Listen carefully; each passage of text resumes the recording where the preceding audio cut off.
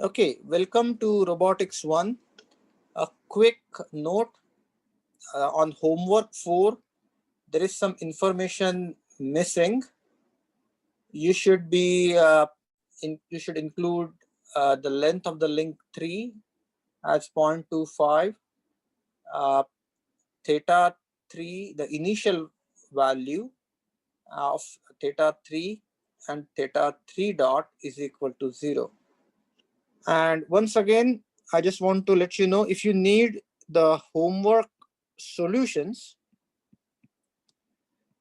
please email your TA, email grader or TA. So you can email Asjad or George, and they have the solutions. They can email those back to you. But I would recommend that set up a time. It is not required, but that is highly beneficial. Set up a time and go through uh, your corrected material,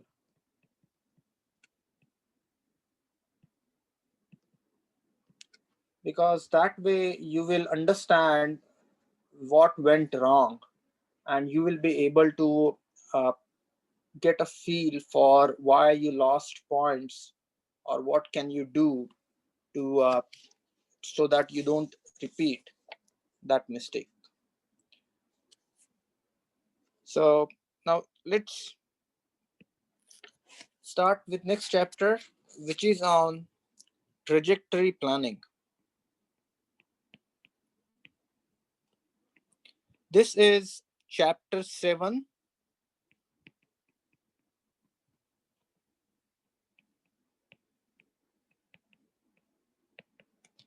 Now, why is trajectory planning important? Say, for an example, if you have a robot, and I'm just going to give you a very simple example. Say you have a robot that has two links. So link 1 and link 2. And you want the end effector to go from point A to point B. So you want this end effector to go from point A to point B.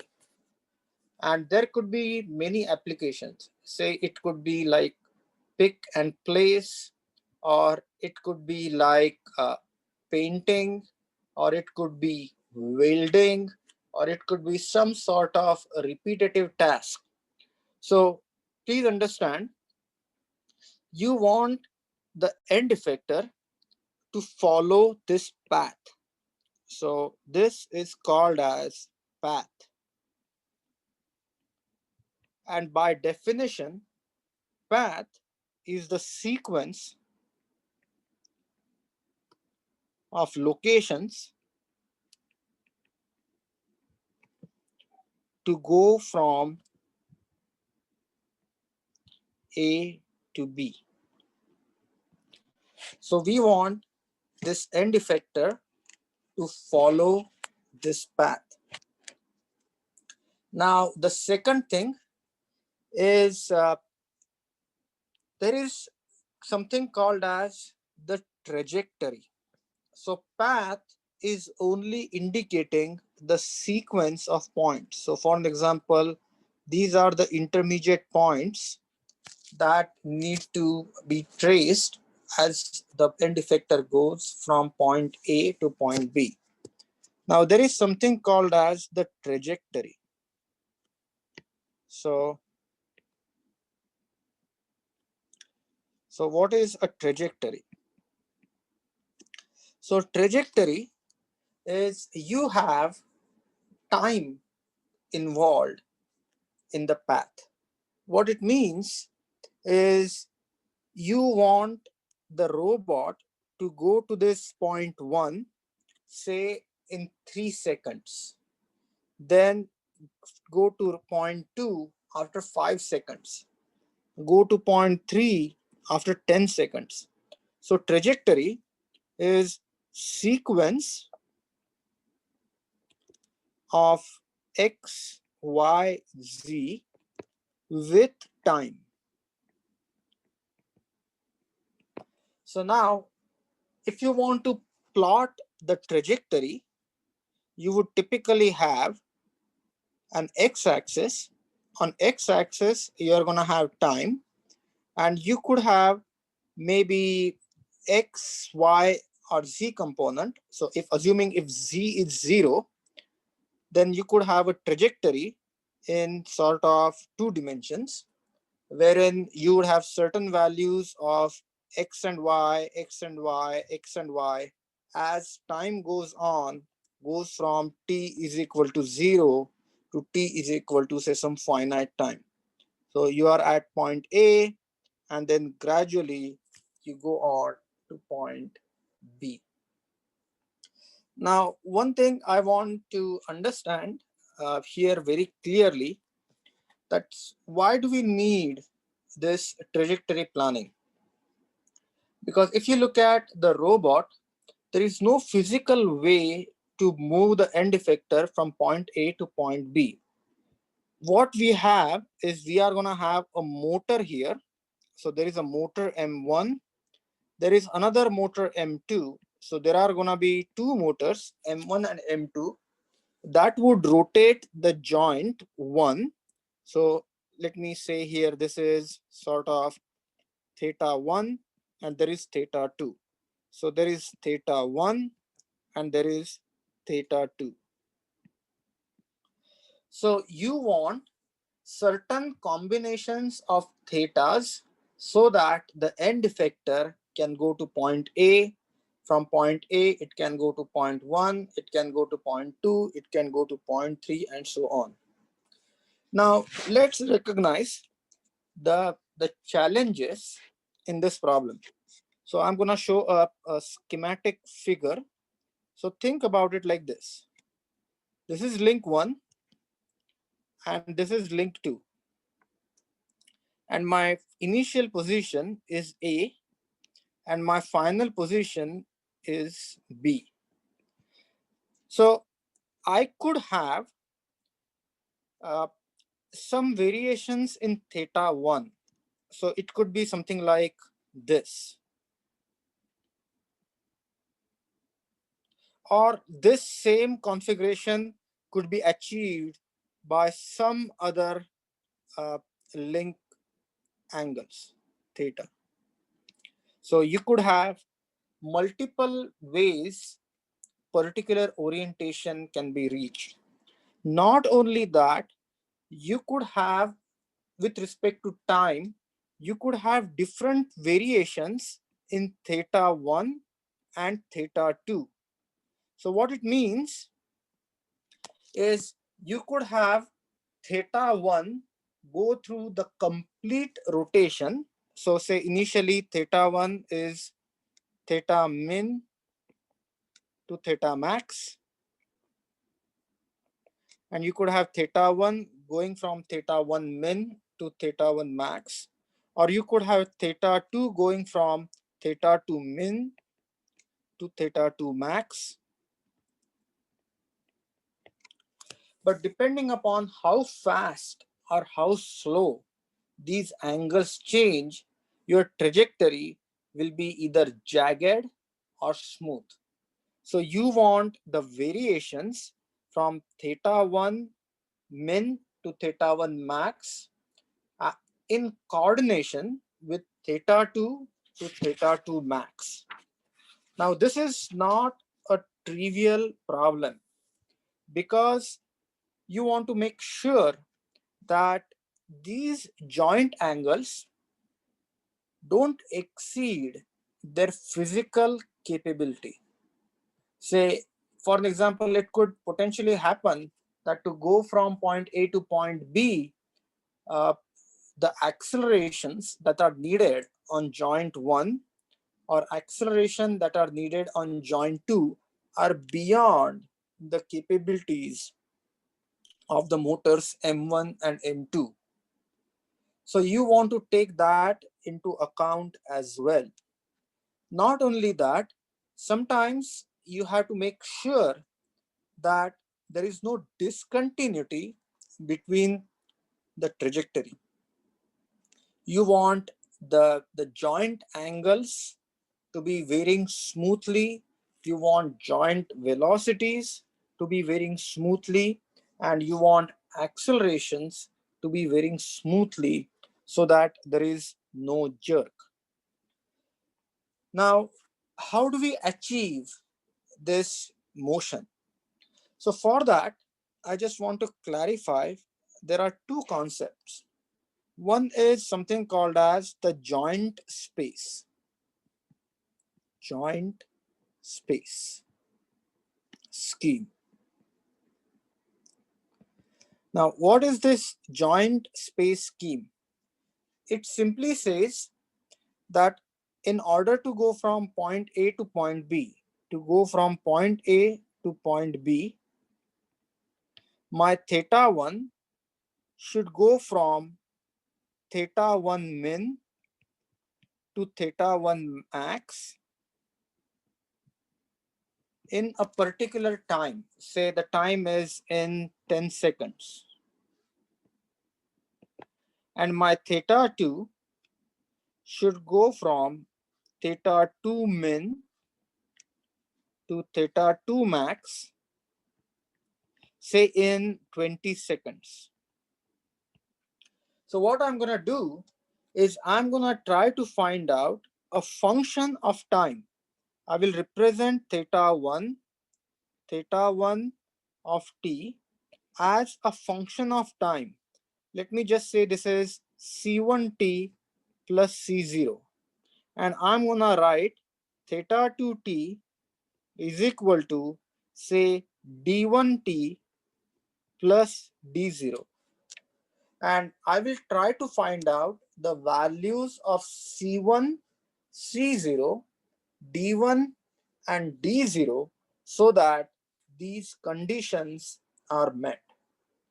And then what I do is I program the motors in such a way that the motors follow these angles at that particular time. Now there is one more flavor to this, and that is called as Cartesian space scheme. So Cartesian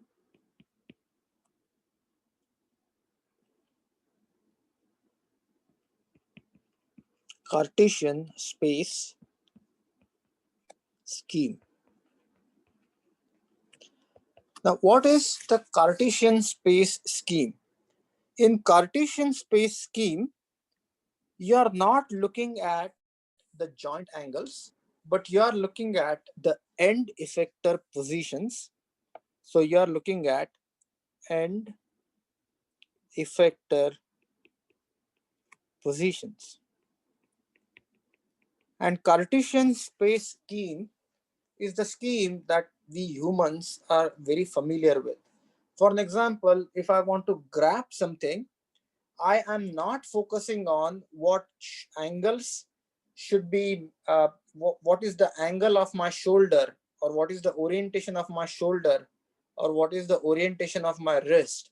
What I'm looking at is grabbing the glass of water from particular location, say 0, 0, 0, and moving it to a location, say 1, 1, 1. So this is actually the Cartesian space scheme, wherein you are actually focused on end effector position. But for implementation, the Cartesian space scheme needs to be converted to joint angle scheme. And here is the reason why. Say for an example, if you have an end effector going from point A to point B, based on the Cartesian scheme, what you will do is, you know the x, y, and z coordinates of point A. You know x, y, and z coordinates of point B, and you know the x, y, and z coordinates of the locations in between.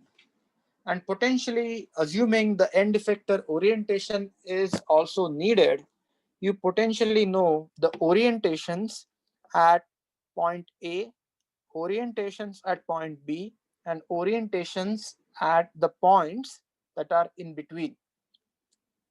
So what you are going to do effectively is you are going to solve an inverse kinematics problem for each of these positions. So you would solve an IK problem at A. You would solve an IK problem at the location 1. You would solve an inverse kinematics problem at location 2. You will solve, and finally you would solve an inverse kinematics problem at location B. So the way the robot is going to work is it will evaluate inverse kinematic solutions at these subsequent steps. So you will have IKs, and then the output of an inverse kinematics solution is nothing but the joint angle. And what you do is you will have those motors follow those joint angles in that particular sequence so that the end effector can go from point A to point B. So effectively, you are going to solve inverse kinematics problem multiple times.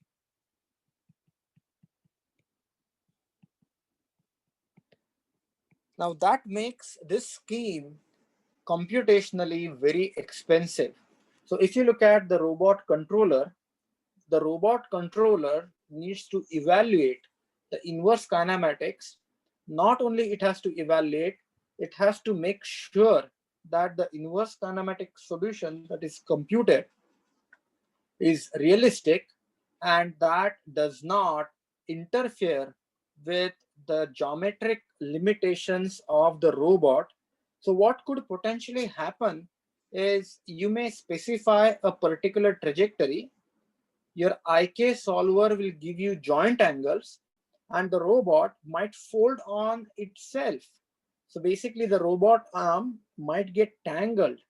So you have to have those checks. You have to make sure the robot is well within the bounds so that something like folding on or singularity or degeneracy, all that type of errors are not uh, introduced, because that would be pretty dangerous. And in industry, depending upon your robot, depending upon the type of task that robot is doing, depending upon the environment that robot is operating in, you, either the joint schemes are used or the Cartesian schemes are used. And again, you want to be super duper careful when you choose the schemes, because please try to understand the robot is initially at rest, and then you want that robot to go to a certain location and say follow a constant velocity path. But to do that, if you look at the trajectory, so I'm just going to give you an example. Your aim is that the robot needs to go from point A to point B at constant velocity. But the robot is going to start over here and the robot is going to come to rest over here. So this is the start point and this is the end point of the robot. And since robot initially is at zero velocity, the robot needs to accelerate to get to point A, and then the robot needs to decelerate so that the robot stops at end point. So this is acceleration and this is deceleration. And this acceleration and deceleration are at the beginning and the end of the trajectory. So this is called as blending.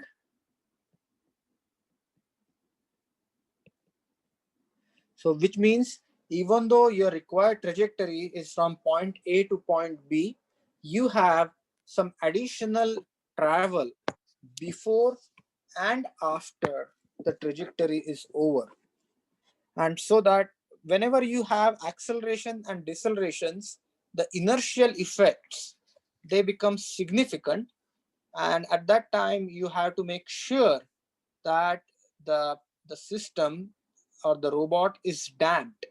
Otherwise, what would happen is, imagine a case wherein you want a robot to carry an object from point A to point B, but rather than coming to rest at point B, that object keeps on oscillating at point B. It is not at the rest because of the inertial effects.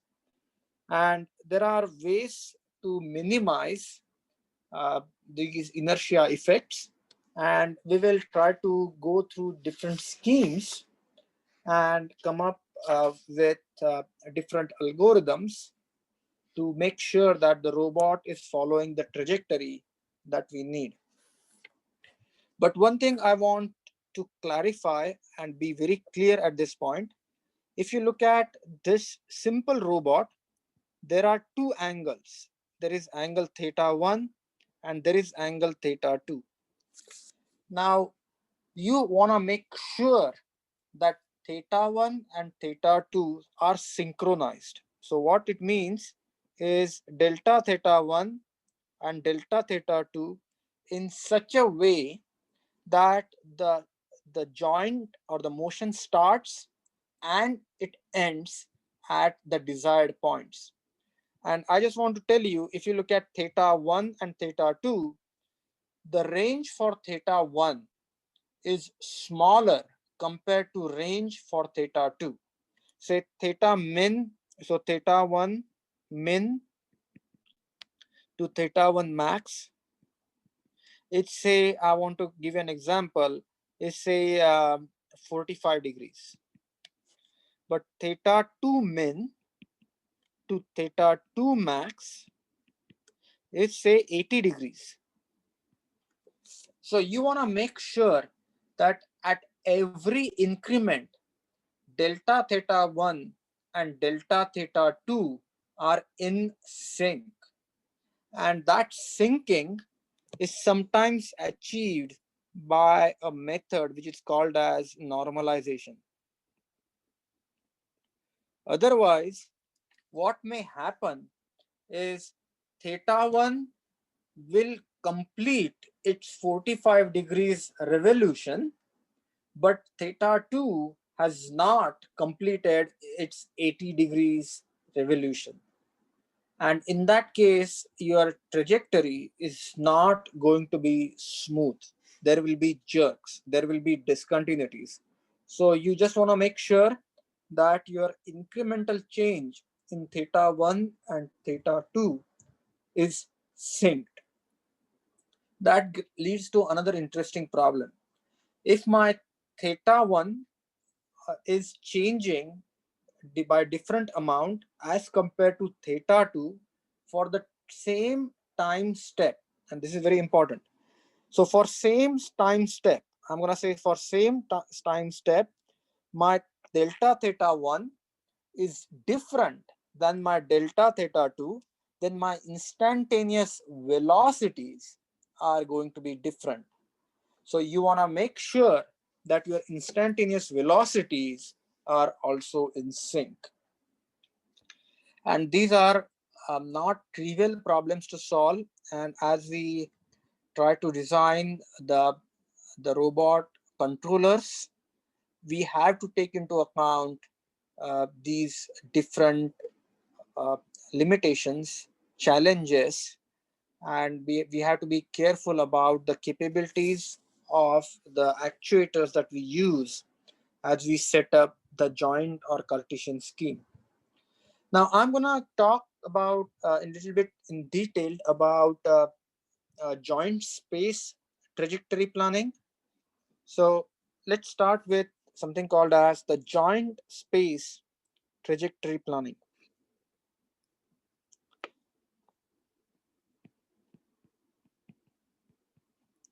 Joint space trajectory planning. Now the idea behind the joint space trajectory planning is super simple. I have initial joint angles. Say initial joint angles. I'm gonna call this theta ti, which is the initial angle. So this is the initial angle. Then I have final angle theta tf, which is called as the final angle. And I also have theta dot ti, which is the initial velocity.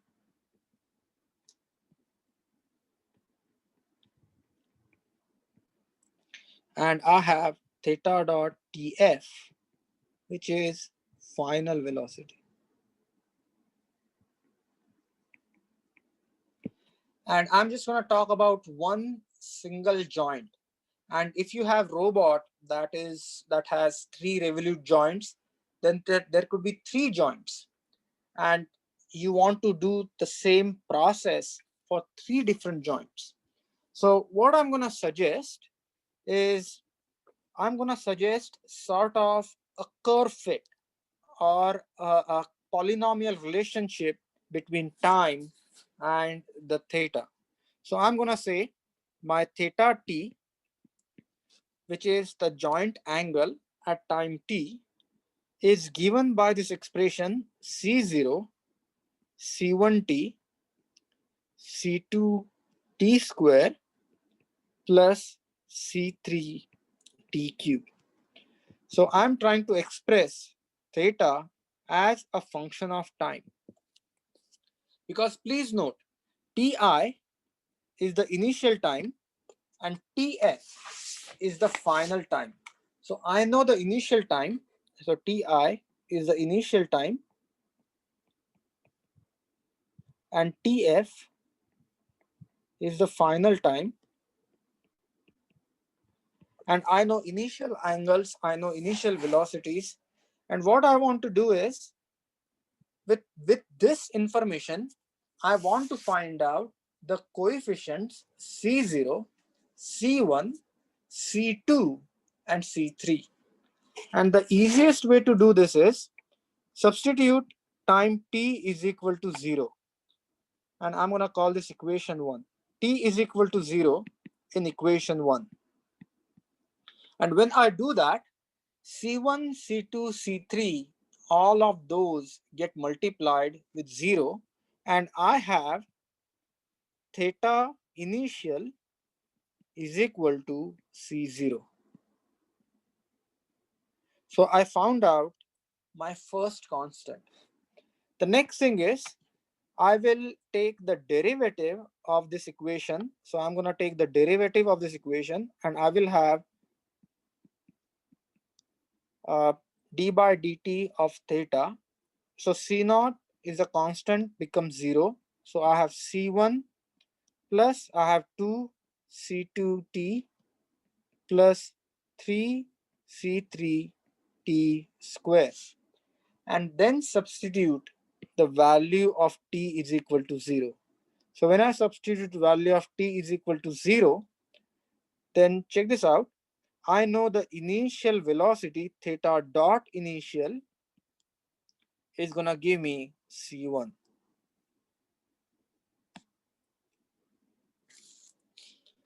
And when then for the next 2 constants, please note I have 2 equations and I have 2 constants. So I need to find out the values of theta final. So I will substitute the value of theta final. So theta final is equal to C0 is known, which is theta initial. C1 is known, which is nothing but theta dot initial. T is known, Tf plus C2 TF is known plus C3 TF cube. In this expression, this is known, theta initial is known, theta dot initial is known, TF is known, TF square is known, and TF cube is known. Next thing, what I'm going to do is I'm going to substitute the value of theta dot final, which is the velocity at the end, and I'm going to use equation 2. So in equation 2, again, I have C1, and C1 is nothing but theta initial, velocity initial, 2 times C2 TF plus 3 times C3 TF square. And check in this equation, theta final is known, theta dot initial is known, TF is known, and TF is known. So the only two unknowns are C2, C3, C2, and C3. So I have two equations and two unknowns. So I should be able to solve the values of C2 and C3. So by solving this, I can get values of C0, C1, C2, and C3. And once I have the values of C0, C1, C2, and C3, my problem is solved. Now, let me write these expressions in a matrix form. So if you have MATLAB, you can solve this entire equation in just one shot. So please note what is known. Theta initial is known, theta final is known, theta dot initial is known, theta dot final is known. So I'm going to write all this onto the left hand side. So I'm going to have theta initial, theta dot initial, theta final, and theta dot final. And the expressions that I just showed you, I'm going to write them in a matrix form. And my matrix is going to look like 1, 0, 0, 0, 0, 1, 0, 0, 1, TF, TF square, TF cube, 1, 2 times TF, sorry, 0, 0, 1, 2 times TF, and 3 times TF square. And here I will have C1, C2, C3, and C4. So in this case, what you will do is you will have this matrix completely known. So this is theta and this is C. So your expression is going to be A inverse theta, and that will give you the values of C. So that is how you should be able to solve a problem. Before I go any further, I just want to ask you, are there any questions?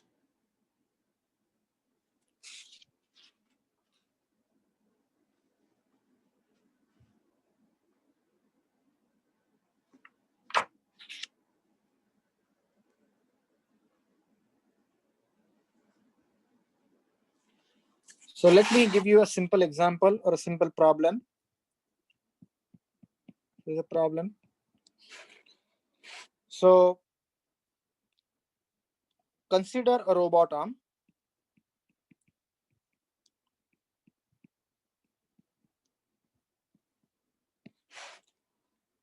that needs to go from initial angle theta initial is equal to 30 degrees to theta final 75 degrees in 5 seconds. The initial velocity and final, so initial velocity and final velocity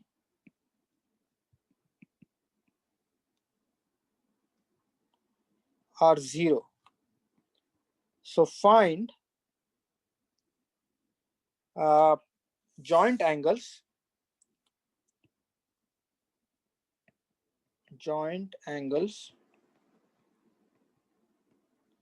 at intermediate time step. And I will set up the problem and then we can look at working on in MATLAB. So find joint angles at intermediate time. So how would you set this problem up?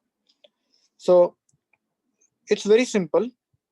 What you do is on the left hand side, you're going to have 30, you're going to have 0, then you're going to have 75, and then you are going to have 0.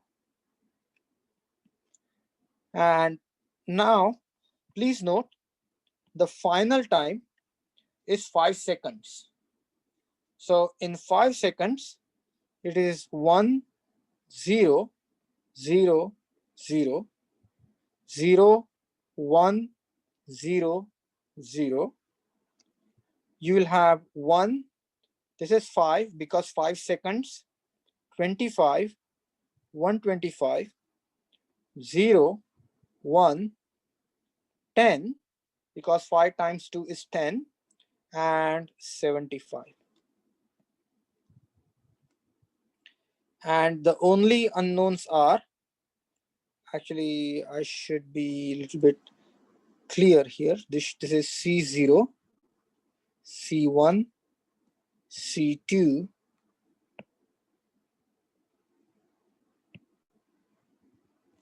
and C3. So you would have C0, C1, C2, C3.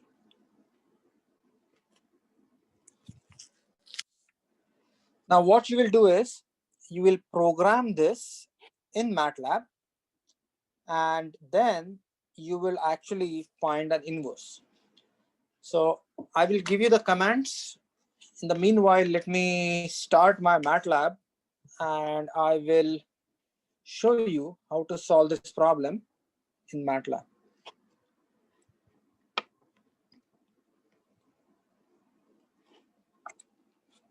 So I'm waiting for MATLAB to open up. But the way I will do it is I will say TH 30 0 75 0. Then I will enter this matrix A 1 0 0 0 semicolon 0 1 0 0 semicolon 1 5 25 125 semicolon 0 1 10 75. And then I would say inverse of A multiplied by TH. And that should give me the answer. If you have MATLAB, please work out this example real quick. Now I'm going to switch my screen from the whiteboard to MATLAB.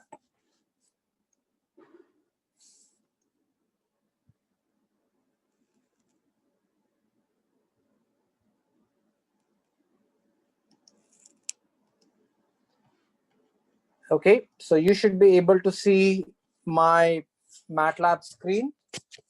And first, you can actually do it on the command line if you want to.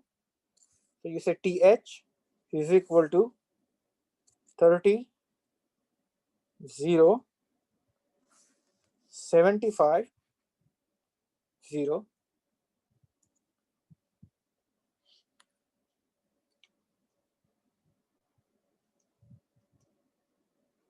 Okay. A is equal to 1, 0, 0, 0, semicolon, 0, 1, 0, 0, then 1, 5, 25, 125, semicolon, 0, 1, 10, 75. So now you have, and then the last is inverse A multiplied by TH. And now you have the coefficients, and these coefficients are, and I'm going to write those down. The first one is C0, C1, C2, and C3. So any questions at this point?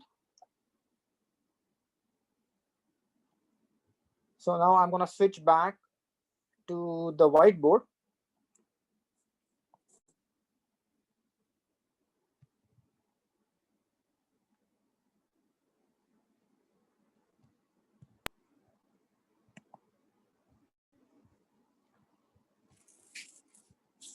So I will write those again. From MATLAB, you are going to get the values, and these values are C0 is equal to 30, C1 is equal to 0, C2 is equal to 5.4, and C3 is equal to minus 0.72.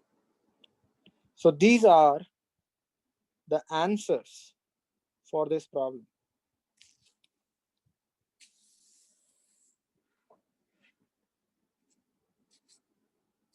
Now, one thing that I just want to say here, what you have to do in next part is you will have to write this equation, which is theta of t is equal to C0 plus C1t plus C2t square plus C3t cube. And now substitute the value of t is equal to 1, t is equal to 2, t is equal to 3, t is equal to 4, and you will get the values of theta, and that is what is needed.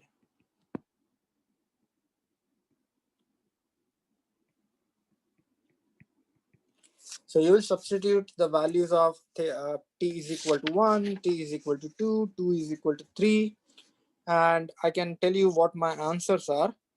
So it is 34, 45, 59, and 70. So my rounded up values are something like these. Now you can go a step higher. So now if you look at the problem that we talked about, here we specified initial angles and initial velocity. We specified final angle and final velocity. But it does not say anything about the acceleration. So you can actually use a higher order fit. So you can say, I'm going to use the fifth order trajectory planning. So I will use fifth order. So just like the third order, now the trajectory is going to look like theta of t is equal to C0 plus C1t plus C2t square plus C3t cube plus C4t to the power 4 plus C5t to the power 5. And now what we have to do is we have to go through the exact same process what we did earlier, but we are going to have conditions on accelerations. So to solve for the fifth order, if you look at the fifth order, there are 6 constants. So there are 6 constants. So if you want to solve for 6 constants, you need 6 conditions. So the conditions will be, I would know theta initial, I would know theta dot initial, I must know theta double dot initial. So I should know initial angle, initial velocity, initial acceleration. So this is initial angle.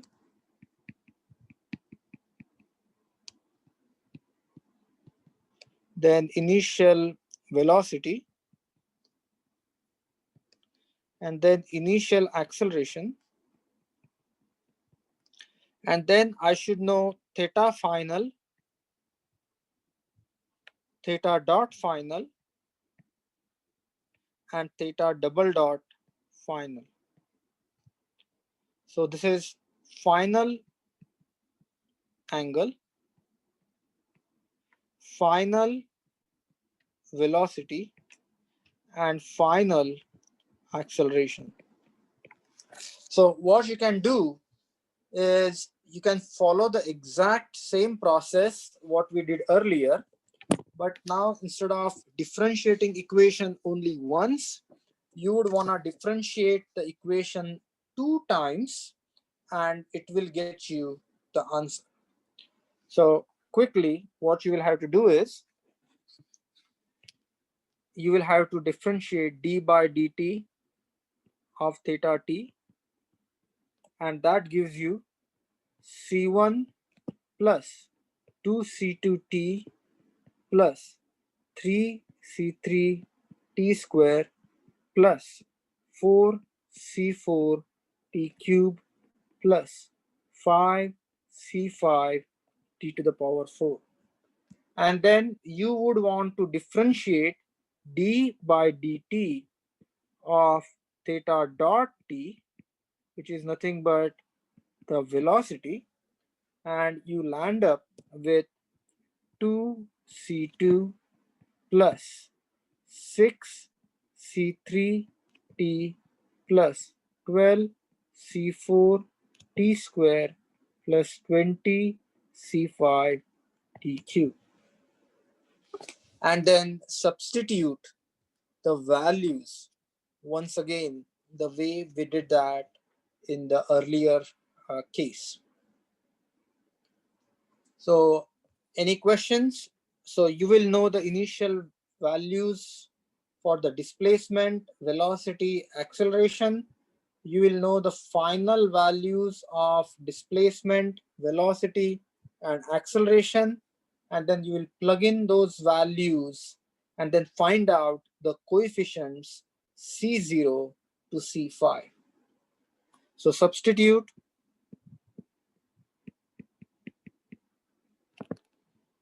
theta I, theta dot I, theta double dot I, theta F, theta dot F, and theta double dot F, and get C0, C1, C2, all the way to C5. And what is the advantage of this? Now you have some control over the acceleration as well. In the earlier problem, we did not have any control over acceleration. So acceleration is just based on the coefficients, whatever is the value of acceleration, that acceleration you would get. But here you are explicitly able to control the acceleration.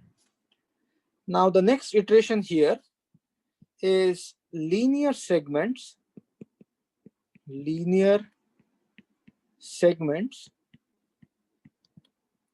with parabolic blends.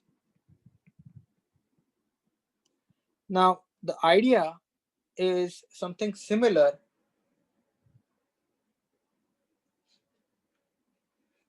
Yes, so it is basically the idea, but so if you have 6 knowns, you should have, you can solve for 6 unknowns. So that is basically the idea, that if you have initial velocity, acceleration, and displacement, so three knowns at the point 1, 3 knowns at point 2, so then you can solve for 6 coefficients. So that is the basic idea. Now let's look at what is this linear segment with parabolic blend. Now the idea is very simple. The idea is, what we are going to do is, we will run the joints at constant speed. So what we want to do is, we want to go from certain point A to certain point B. So point A to point B. What I want to do is, I want to run at a constant speed from joint A to joint B.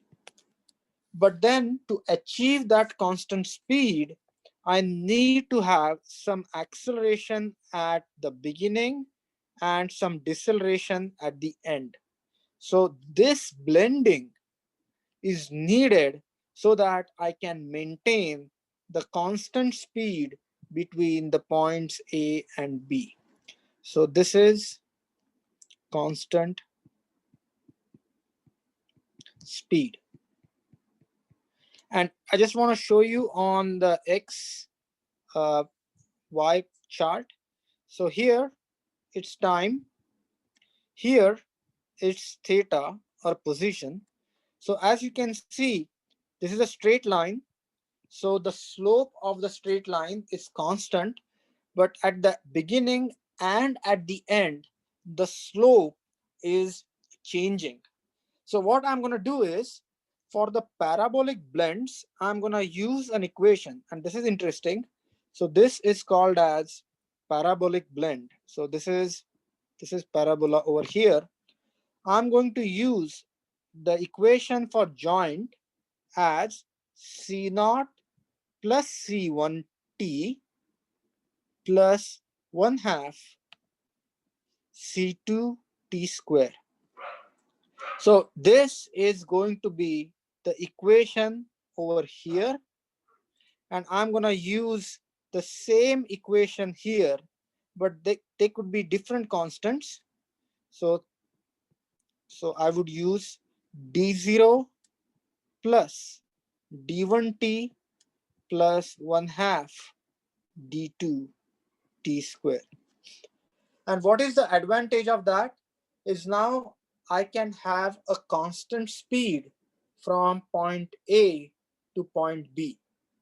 And this is nothing but, I want you to think about this expression for a second. And believe it or not, this is the initial angle, or this is actually, let me explain this in the context of d0 d1 dt. This is the initial angle, this is the initial velocity, and this is the initial acceleration.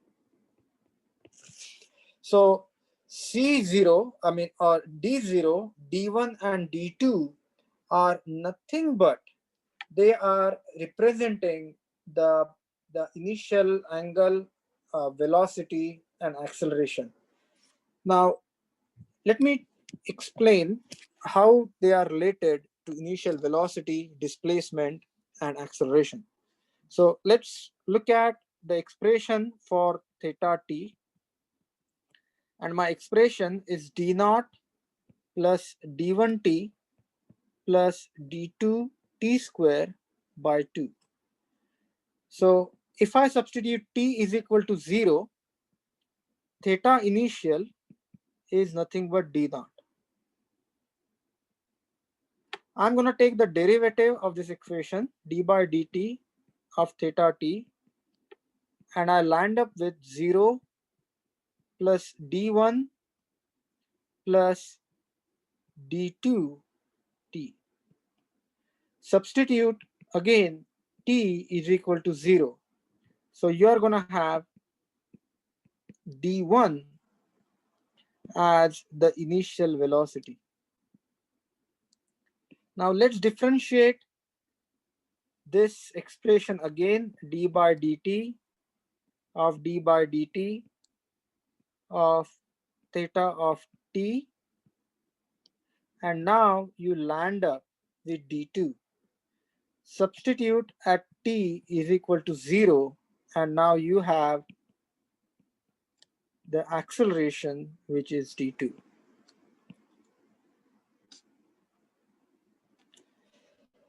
So now what you have is the parabolic blend is nothing but the values of initial acceleration, velocities, and displacements so that you attain a constant speed at some predetermined point.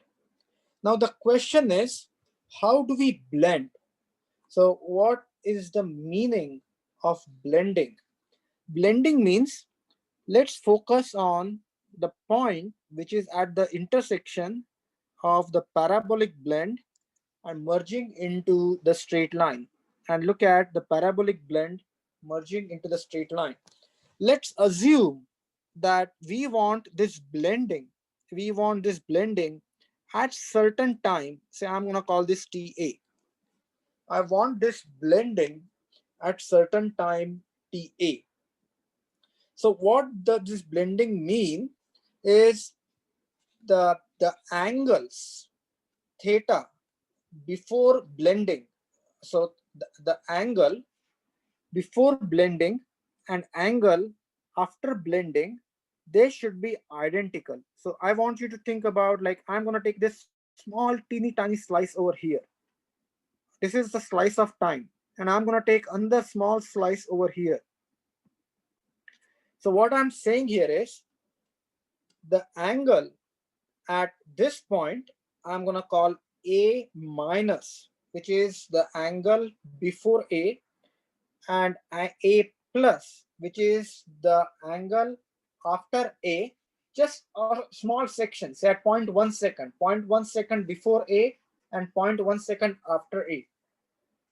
Those should be identical, and that is the condition that needs to be maintained from the blending equations.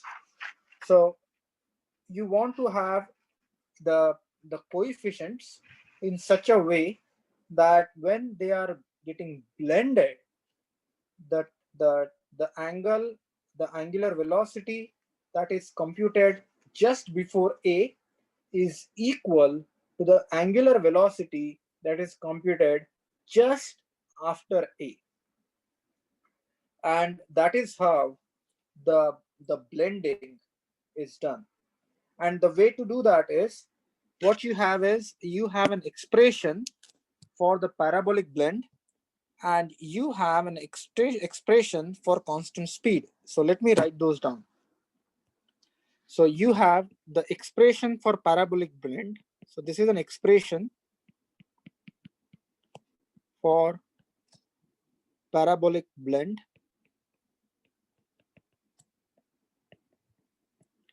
And that expression is theta is equal to C naught C1t plus C2 t square by 2.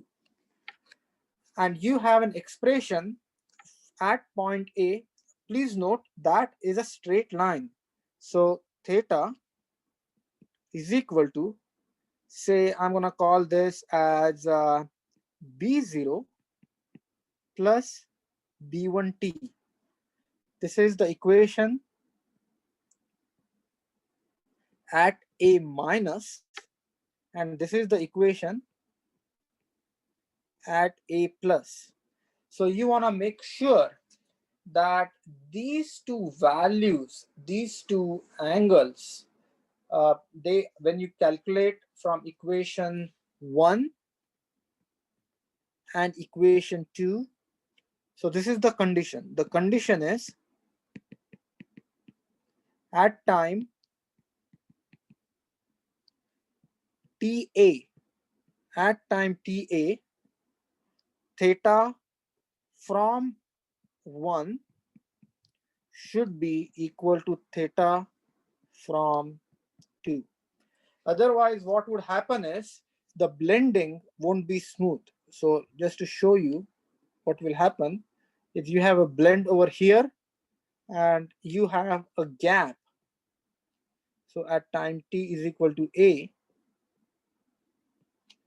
you have a gap, and then there is a discontinuity. The trajectory is disjointed. So you need to select the values of C0, C1, C2 in such a way that the values that you compute using the expression that is shown over in equation 1 and equation 2, they give you identical result. The same condition needs to be satisfied for theta dot. Theta dot from 1 should be theta dot from 2. Now, some of you may ask me, hey, oh, you got theta dot from 1 and theta dot from 2.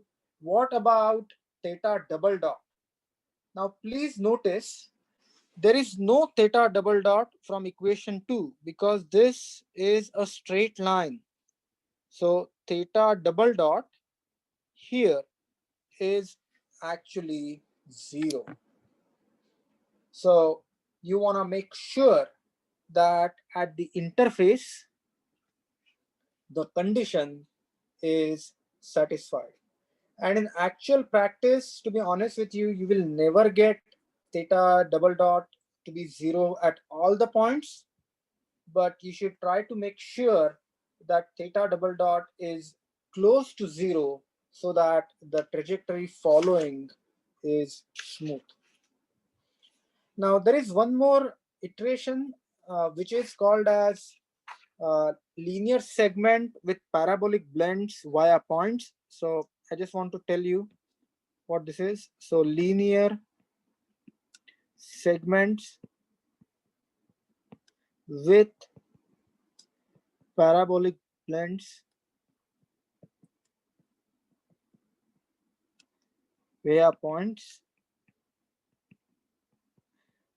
And what this does, it actually adds additional conditions on the trajectory. So you have additional constraints.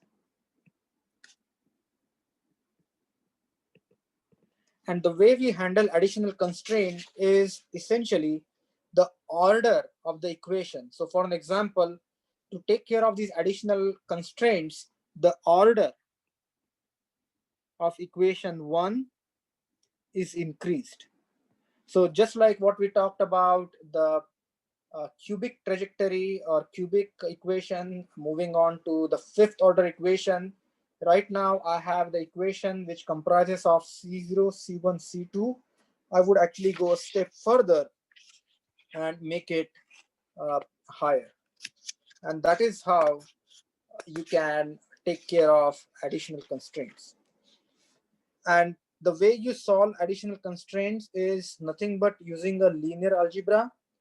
Just like the matrix that we saw earlier, just like the matrix that we saw here, you are going to have a big matrix, and that matrix needs to be inverted to find out those coefficients.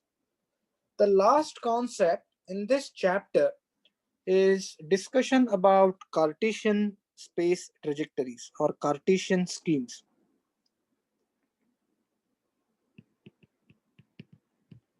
Space schemes. And the idea is actually very simple. And this goes back to the stuff that we already studied. So we studied that if I have position X, position Y, position Z, I can find out delta X, delta Y, and delta z by means of the matrix that is called as the Jacobian. And this is what we studied earlier.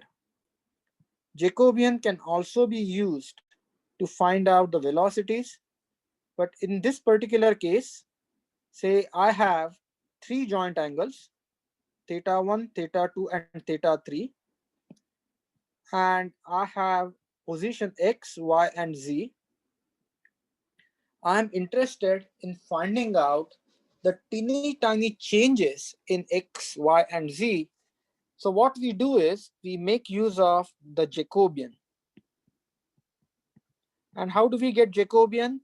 We get Jacobian by solving forward kinematics and then finding out px, py, pz, and then using the MATLAB function Jacobian, or we just do the derivation by hand. Now here is the Cartesian space scheme. You have a robot hand. So I'm going to show you sort of a robot hand.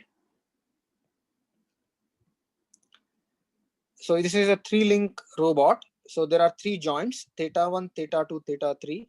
And I want this end effector to follow this path. This could be a straight line. I want this to follow this straight line. So what I'm going to do is I'm going to find out these distances. I'm going to find out these distances.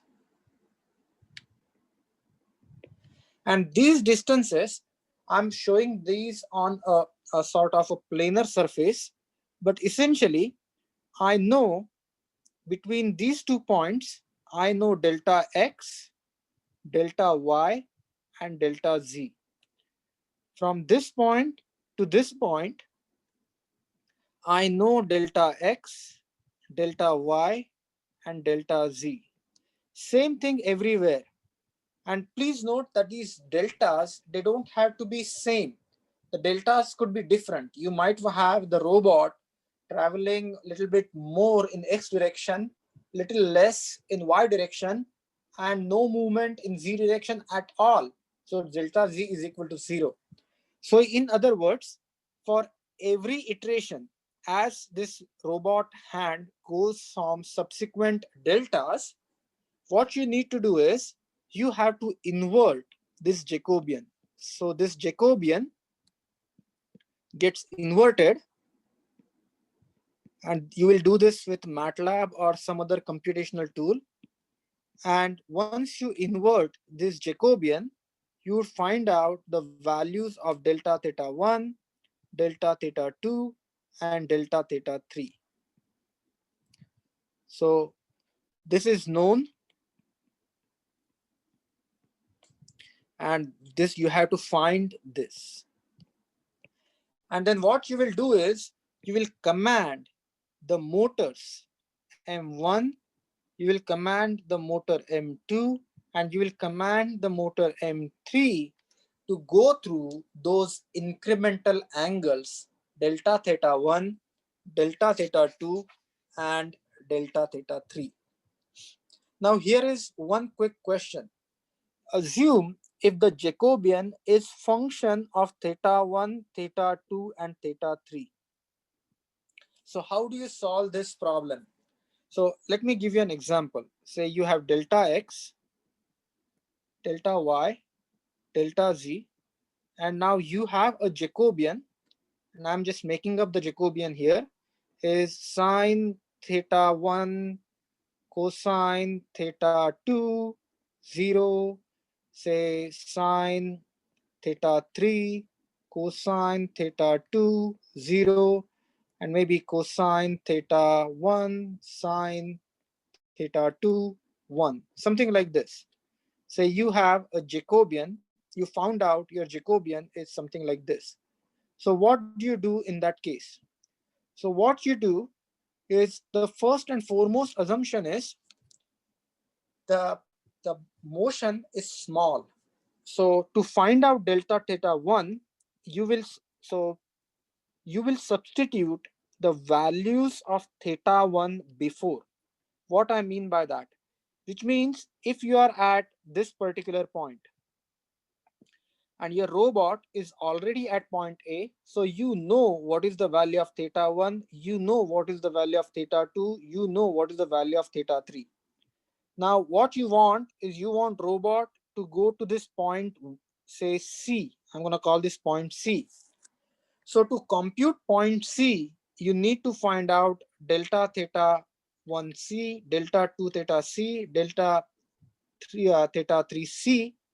But this theta 1, theta 2, theta 3 will be at the joint location A. So these theta 1, theta 2, and theta 3 will be substituted in Jacobian to find out the values of delta theta.